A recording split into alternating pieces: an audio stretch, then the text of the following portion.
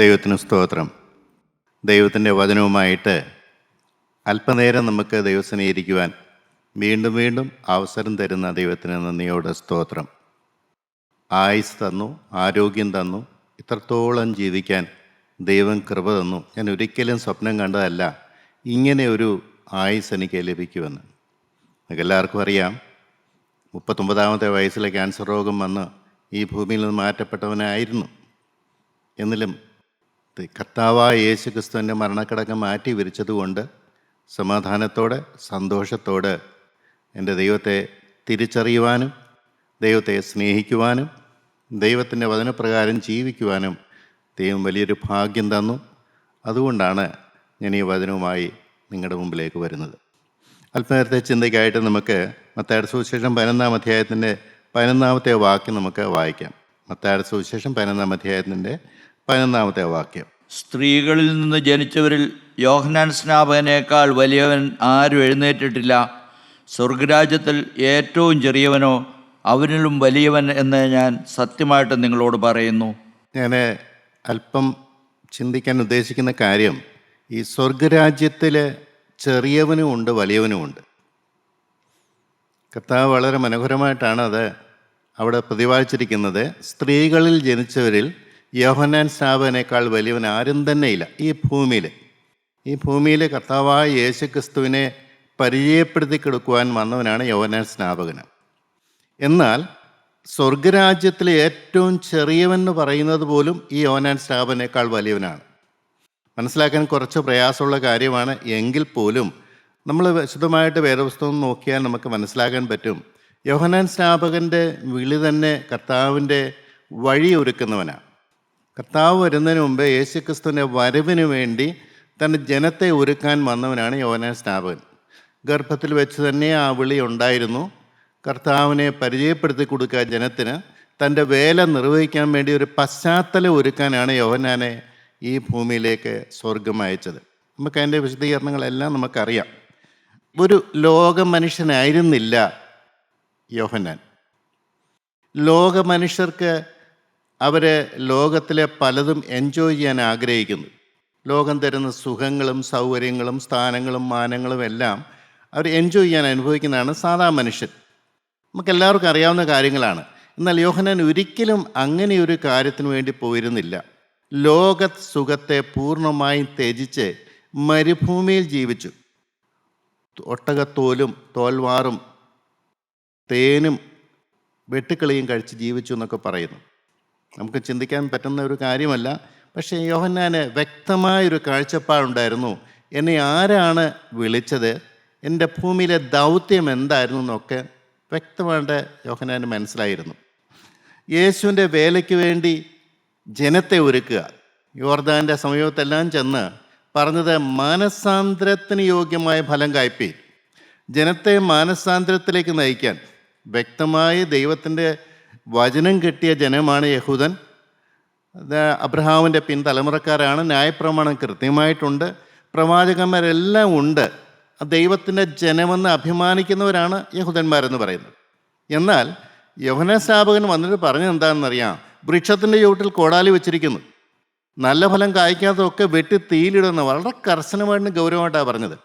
കർത്താവായ യേശു ക്രിസ്തു വരാൻ പോകുന്നു കാണിച്ചു കൊടുത്തു. ലോകത്തിൻ്റെ പാപത്തെ വഹിക്കുന്ന ദൈവത്തിൻ്റെ കുഞ്ഞാട് ജനത്തിന് കാണിച്ചു കൊടുത്തു. യോഹന്നാൻ സ്നാപകൻ ജനത്തിന് പാപബോധം കൊടുത്തു, മാനസാന്തരത്തിൻ്റെ സ്നാനം കൊടുത്തു.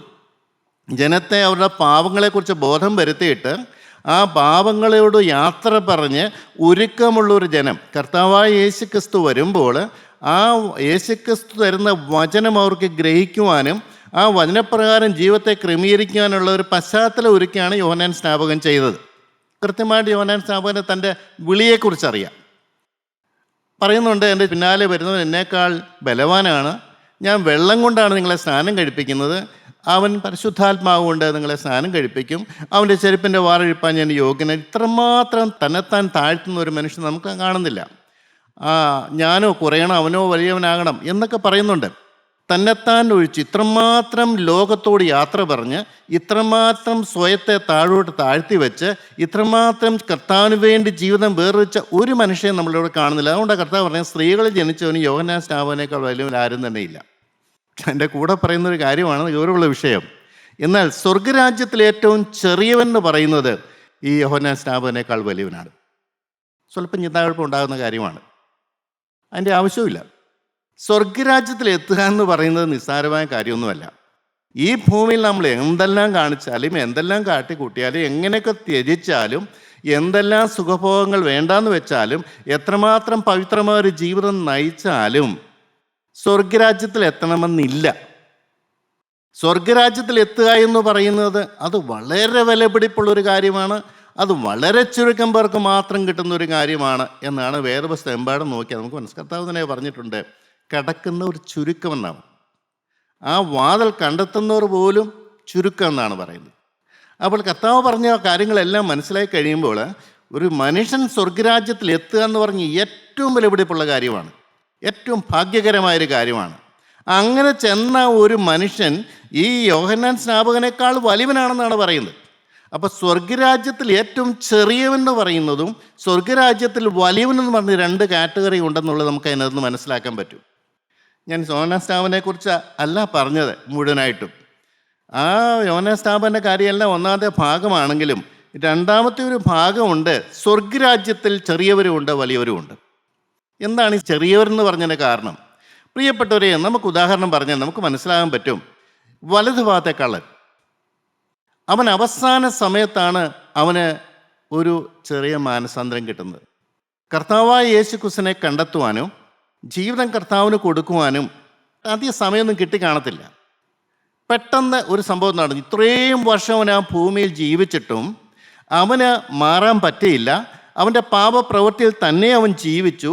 അവൻ ദുഷ്ടനായി ജീവിച്ചു. നിത്യ നരകത്തിന് വേണ്ടതെല്ലാം അവൻ സമ്പാദിച്ചു. എന്നാൽ ക്രൂശിൽ കിടക്കുമ്പോൾ അവനൊരു കാര്യം മനസ്സിലായി, ഇതല്ല ശരിയായ ജീവിതം. മരണശേഷം ഒരു ജീവിതമുണ്ട്, അങ്ങേ രാജ്യമുണ്ട്. അത് ഈ എൻ്റെ അടുത്ത് നിൽക്കുന്ന ആ ക്രൂശിൽ കിടക്കുന്നവൻ അവൻ എനിക്ക് തരും. അവനാണ് അതിന് അധികാരമുള്ളവൻ. അവനൊരു വാക്ക് പറഞ്ഞാൽ അത് സംഭവിക്കും. അവൻ സാധാരണ മനുഷ്യനല്ല. യേശുക്രിസ്തു ആരാണ് തിരിച്ചറിയാൻ ചുരുക്ക സമയം കൊണ്ട് അവന് മനസ്സിലായി. അവൻ ക്രിസ്തുവിനോട് ചോദിച്ചു, ക്രിസ്തു അവന് കൊടുത്തു, നീ ഇന്ന് എൻ്റെ കൂടെ പരദീസായിരിക്കും. രക്ഷ കിട്ടി.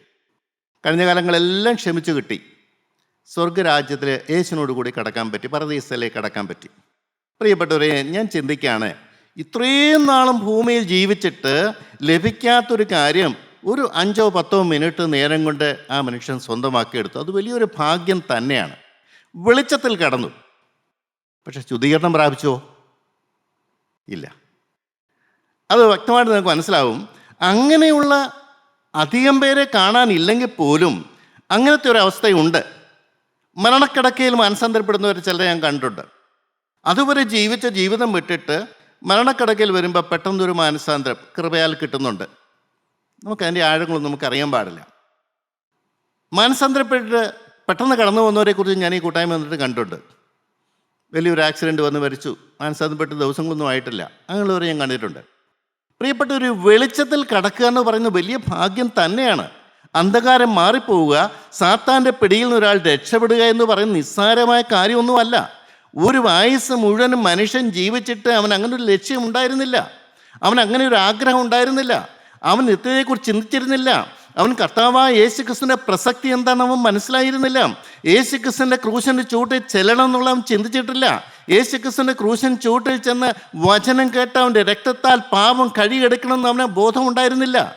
പ്രിയരെ, അതുകൊണ്ടാണ് ഭാഗ്യമെന്ന് പറഞ്ഞതിൻ്റെ കാരണം. വചനം കേൾക്കുക, വചനം കേട്ടാൽ ഗ്രഹിക്കുക, വചനപ്രകാരം യേശുക്രിസ്തുവിൻ്റെ ക്രൂശിൻ ചൂട്ടിൽ ചെല്ലുക, പാപബന്ധനങ്ങൾ അഴിക്കുക, നിത്യജീവൻ്റെ അവകാശം പ്രാപിക്കുക, പരിശുദ്ധാത്മാവിനെ പ്രാപിക്കുക, യേശുക്രിസ്തുവിനെ ഏറ്റവും നല്ലവനായി സുന്ദരനായി കാണാൻ പറ്റുക, അവൻ്റെ പിന്നാലെ ജീവിതം കഴിക്കുക എന്നൊക്കെ പറഞ്ഞ് വലിയ ഭാഗ്യം തന്നെയാണ് പ്രിയരെ. ആ ഭാഗ്യമാണ് 22-ാമത്തെ വയസ്സിൽ എനിക്ക് ലഭിച്ചത്.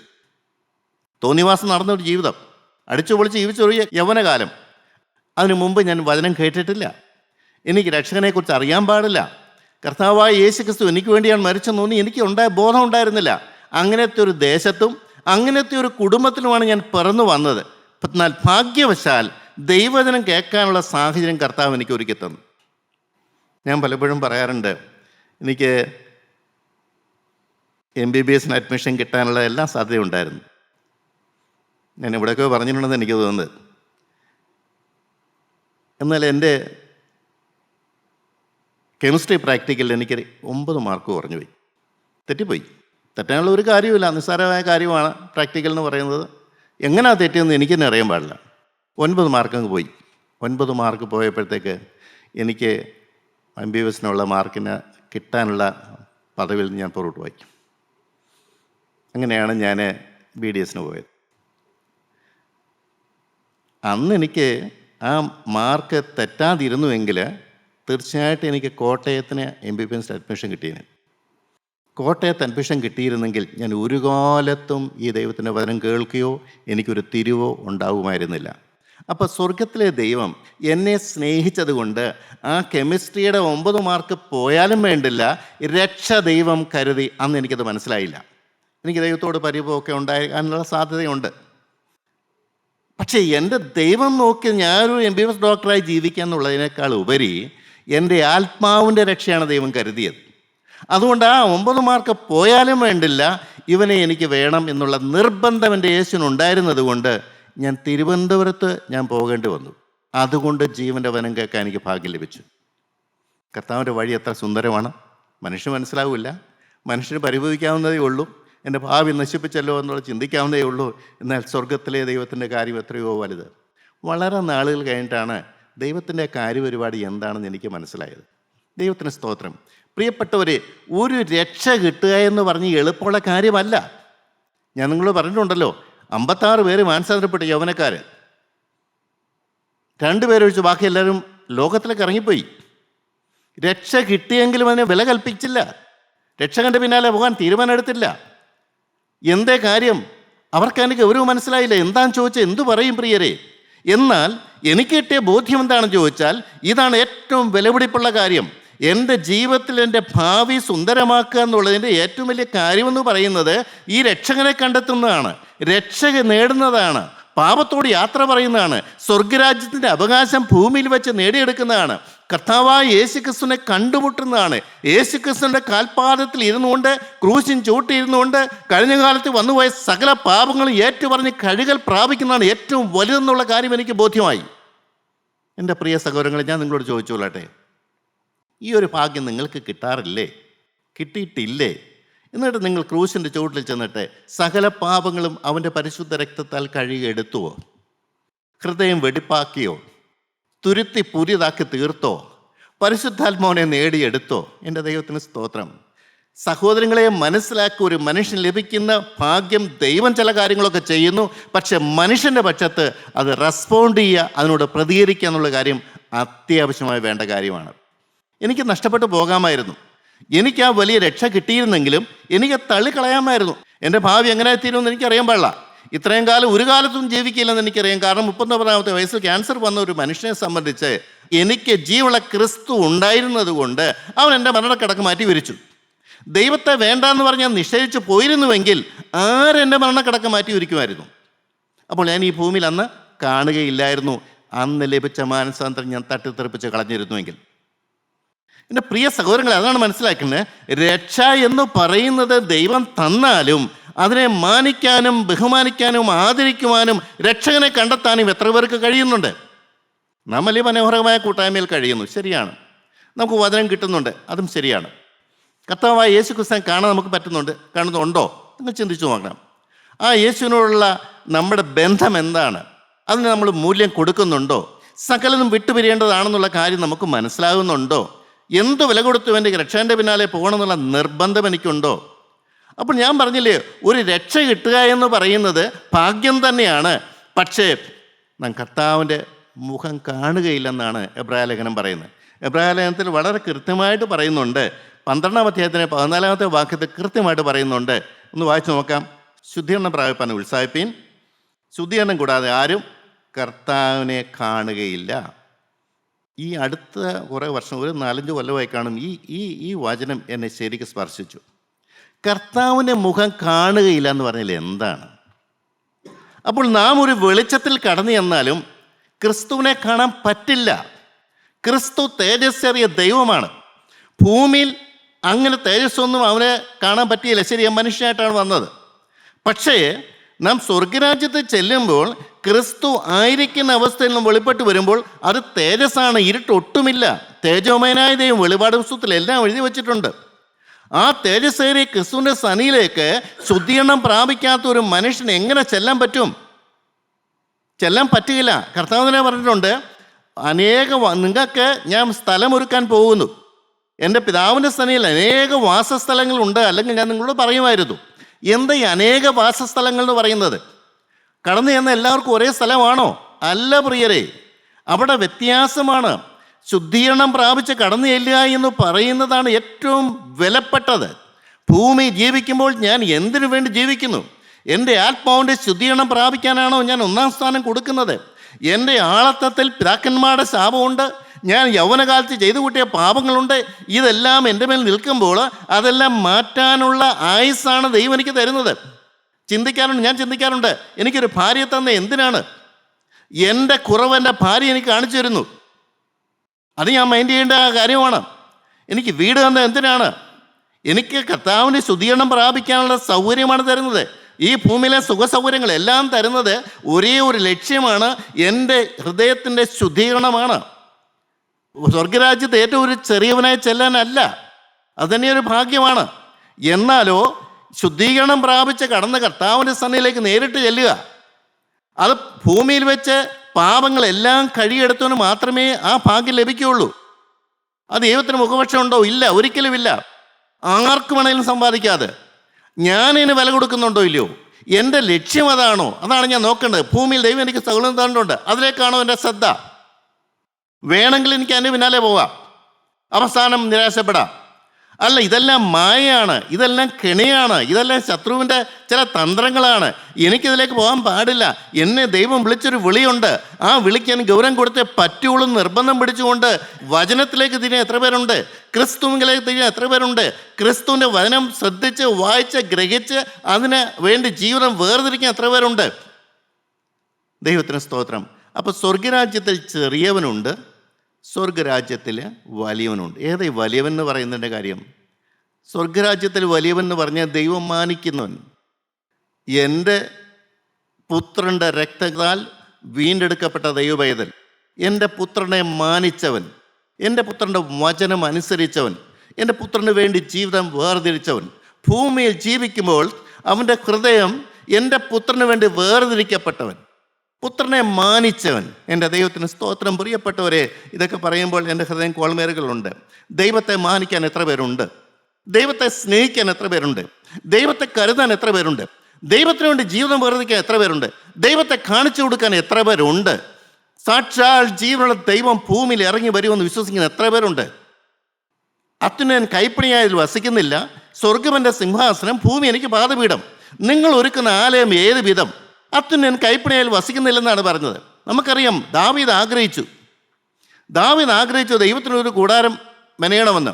കാര്യമുണ്ട്. ഈ 40 കൊല്ലക്കാലം മരുഭൂമി ജീവിച്ചപ്പോഴും ദൈവത്തിന് സമാഗമന കൂടാരം വെറും കൂടാരത്താണ് കഴിഞ്ഞിരുന്നത്. ഒരിക്കലും ദൈവം പറഞ്ഞിട്ടില്ല എനിക്കൊരു ആലയം വേണമെന്ന്. പക്ഷെ ദാവീദ് നല്ല മനോഹരമായ കൊട്ടാരത്തിൽ കഴിയുമ്പോൾ ദാവീദിന് കുറ്റബോധം. എന്നെ ഇത്രത്തോളം ഉയർത്തിയ ദൈവം ഇതാ കൂടാരത്തിൽ കഴിയുന്നു. അപ്പോൾ ദാവീദ് ആഗ്രഹിച്ചു ദൈവത്തിനൊരു കൂടാരം പണിയണം, നല്ലൊരു ദേവാലയം പണിയണം. അത് ദാവീദിൻ്റെ ആഗ്രഹമാണ്. അത് ദൈവം അങ്ങനെ ആഗ്രഹിച്ചോ എന്ന് ചോദിച്ചാൽ ദൈവം അങ്ങനെ ചോദിച്ചു, ഞാൻ എന്തെങ്കിലും അങ്ങനെ നിന്നോട് പറഞ്ഞിട്ടുണ്ടോ? പക്ഷെ ദാവീദിന് ആഗ്രഹം അങ്ങനെ വേണമെന്ന്. ദാവീദ് എല്ലാം വട്ടക്കൂട്ടും കരുതി. പക്ഷെ നാഥാം പ്രവാചകൻ വന്ന് പറഞ്ഞു, നീ എനിക്ക് ആലയം പണിയണ്ട. ഒരു വലിയ ചിന്താകുഴപ്പമുള്ളൊരു കാര്യമാണ്. നീ അനേകം രക്തം ചൊരിഞ്ഞവനാണ്, നീ എനിക്ക് ആലയം പണിയും, നിൻ്റെ മകന് ആലയം പണിയും. ദൈവത്തിന് സ്തോത്രം. ഞാൻ എൻ്റെ കാര്യത്തിലേക്കൊന്നും അല്ല പോകുന്നത്. സലോമോൻ എല്ലാ കൃപയും കൊടുത്തു, ദാവീദെല്ലാം വട്ടക്കൂട്ടം കരുതി, മനോഹരമായ ദേവാലയം പണിതു. ദൈവത്തിന് സ്തോത്രം. തീ ഇറങ്ങി, ആലയത്തിന് പോകുകൊണ്ടെന്ന് പറഞ്ഞു, എല്ലാം ശരിയാണ്. പക്ഷേ ആലയം പണിത ശലോമോന് ശുദ്ധീകരണം പ്രാപിക്കാൻ മനസ്സിലായിരുന്നു, ദൈവത്തെ പ്രസാദിപ്പിക്കാൻ മനസ്സിലായിരുന്നു. അതുകൊണ്ട് ശലോമോൻ പണിത ദേവാലയം കല്ലിന്മേൽ കല്ല് ശേഷിക്കാതെ നശിച്ചുപോയി. ദൈവത്തിന് സ്തോത്രം.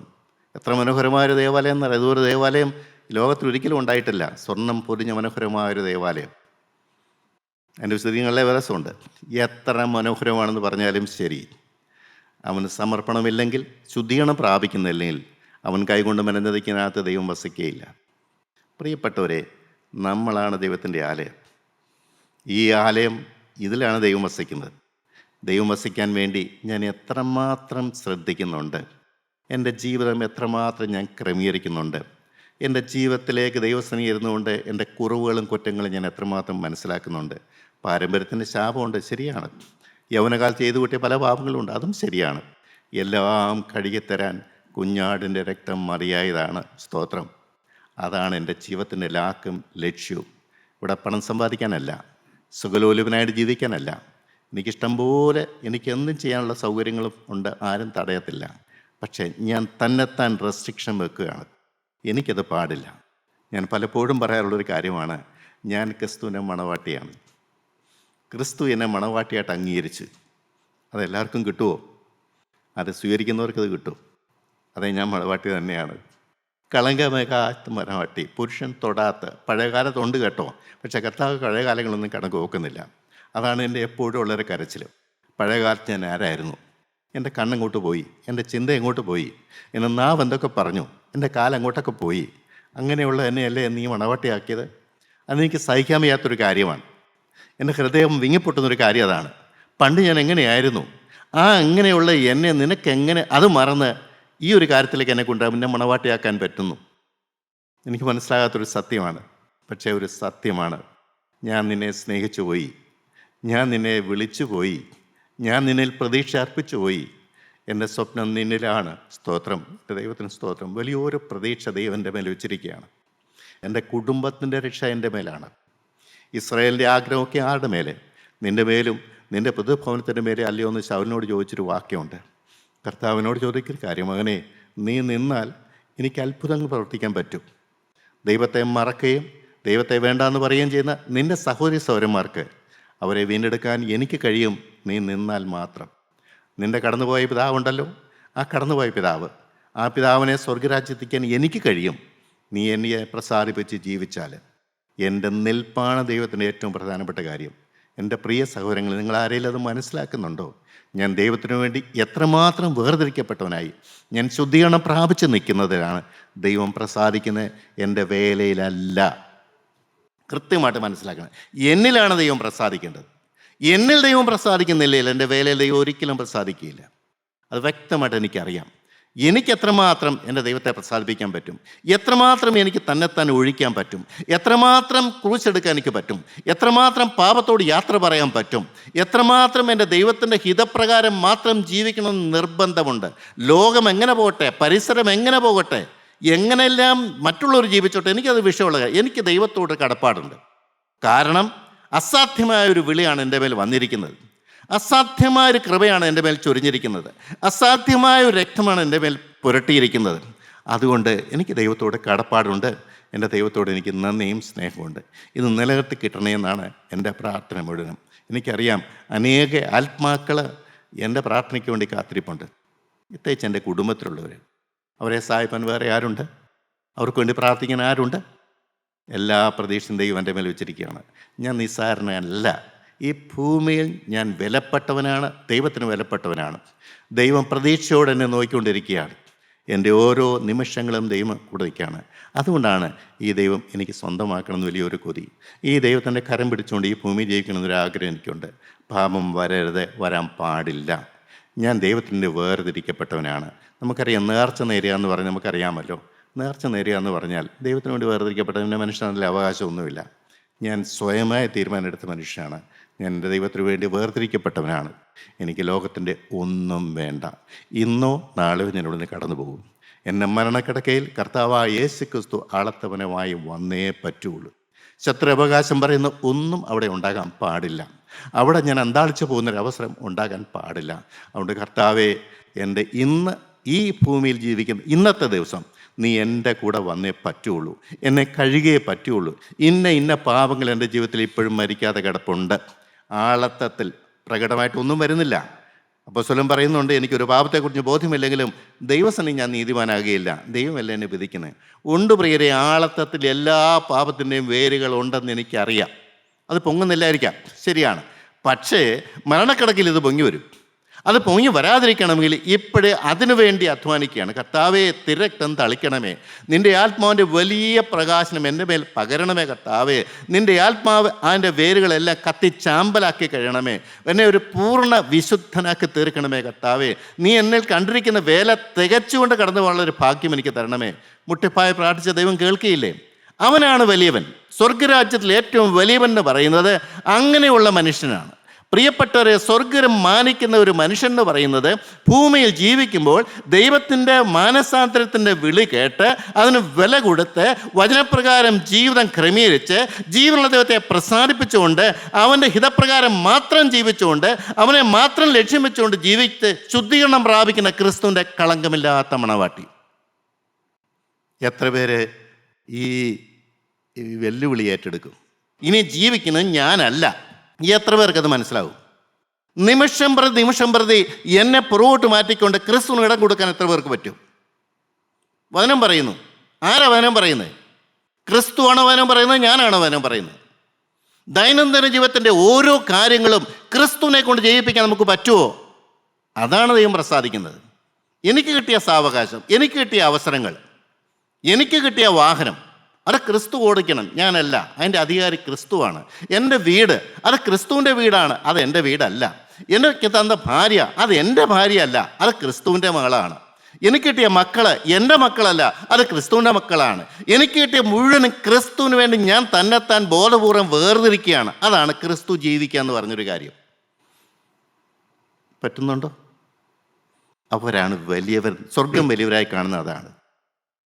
ഈ ഭൂമിയിലെ പൈശാചിൻ്റെ എല്ലാ തന്ത്രങ്ങളും ഉള്ളപ്പോൾ, തെറ്റിപ്പോകാവുന്ന എല്ലാ സാഹചര്യവും ഉള്ളപ്പോൾ, ലോകത്തിന് മായാമോഹങ്ങളെല്ലാം ആകർഷിക്കുമ്പോൾ, ഇല്ല എന്നെ അന്ന് കിട്ടുകയില്ല എന്ന് പറഞ്ഞുകൊണ്ട് തന്നെത്താൻ ക്രിസ്തുവിനോട് വേർതിരിക്കപ്പെട്ട കളങ്കമില്ലാത്ത മണവാട്ടി. എൻ്റെ പ്രിയ സഹോദരങ്ങളെ, അതാണ് സ്വർഗരാജ്യത്തിൽ വലിയവൻ എന്ന് പറയുന്നത്. ദൈവത്തിന് സ്തോത്രം. ഈ ചുരുങ്ങിയ ആയുസ് നിങ്ങൾ ഓരോരുത്തരും ചിന്തിച്ച് നോക്ക്. നിങ്ങൾക്ക് സ്വർഗത്തിലെ ദൈവത്തിൻ്റെ അപ്രീസിയേഷനാണോ വേണ്ടത്? സ്വർഗത്തിലെ ദൈവത്തിൻ്റെ വാടാത്ത കിരീടമാണ് നിങ്ങളുടെ തലമേൽ വേണ്ടത്? അതോ ഇവിടെ ഈ ലോകത്തിൽ ഇങ്ങനെ ജീവിച്ചിട്ട് മരണക്കിടക്ക് വരുമ്പോൾ അന്താളിച്ച് കിടന്ന് നിലവിളിക്കുന്നൊരവസ്ഥ നിങ്ങൾക്ക് വരുമോ പ്രിയരെ? നിങ്ങൾ ഒന്ന് ശ്രദ്ധിച്ച് നോക്ക്. കളിയല്ല ഈ ഭൂമിയിലെ ജീവിതം, നിസ്സാരമല്ല ഭൂമിയിലെ ജീവിതം. ലക്ഷ്യം തെറ്റി ഓടിയാലൊന്നും അങ്ങ് എത്തുകയില്ല. ഓട്ടക്കളത്തിൽ ഓടുന്നവർ അനേകരെങ്കിലും ഒരുവൻ മാത്രം ബിരുദ്. ഈ ലോകത്തിൽ അങ്ങനൊരു പരിപാടിയില്ല.